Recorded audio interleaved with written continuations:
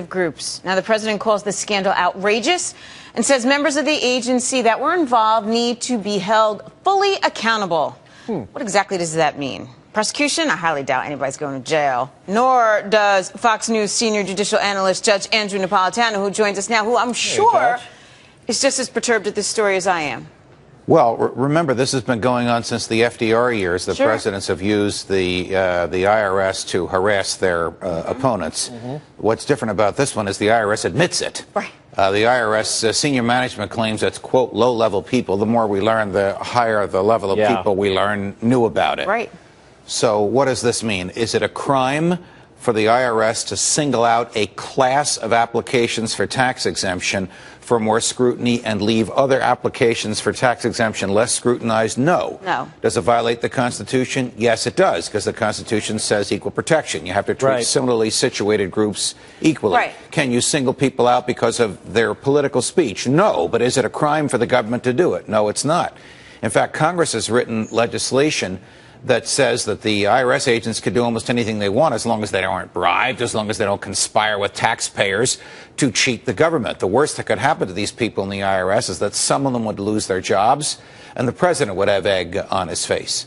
And does Congress really want to make it unlawful for the IRS to torment the government's political opponents? Of course not. Of course not, because they each want to be able to do it when they're in power. So it's unconstitutional, but there is no crime committed here. No, there's no crime committed, and whoever spent more money on legal fees and on accounting work and spent more time getting their applications through the IRS because the IRS didn't like their political opinions, can they sue the IRS for that? No, they can't. So the remedy here is really political. The remedy is to embarrass the president, to pressure the president to fire these people, to pressure Congress for more transparency. This shouldn't happen. Republicans shouldn't do it to their opponents, as happened in the Nixon years. Democrats shouldn't do it to their opponents, as happened under FDR and JFK and LBJ and now apparently Obama. But if that is the case, could that have been the crazy thinking before this even started, that, hey, let's do this, let them do this, because it isn't going to go anywhere at the end of the day? You know, there are statutes that criminalize making serious misjudgments in office. If the government shoots somebody where they could easily arrest them. Not so with the IRS. The IRS is clothed with a good deal of immunity. Is that immunity motivated? Is that immunity motivated by a desire to collect taxes, or is it motivated by a desire to be able to use the IRS as a political weapon? The second People watching this can judge for themselves. Your jaw is dropping, Ms. It's Burns. just heartbreaking. I mean, again, the little guy loses. Well, this really cannot be justified from a moral, from a political, or from a legal point of view when anyone does this, Republican or Democrat. Judge, you say that's fine, but it's business as usual. They all do it. It is business as usual. I don't know that they all do it, but both parties have done it. This is egregious because it apparently happened in an election year. Right.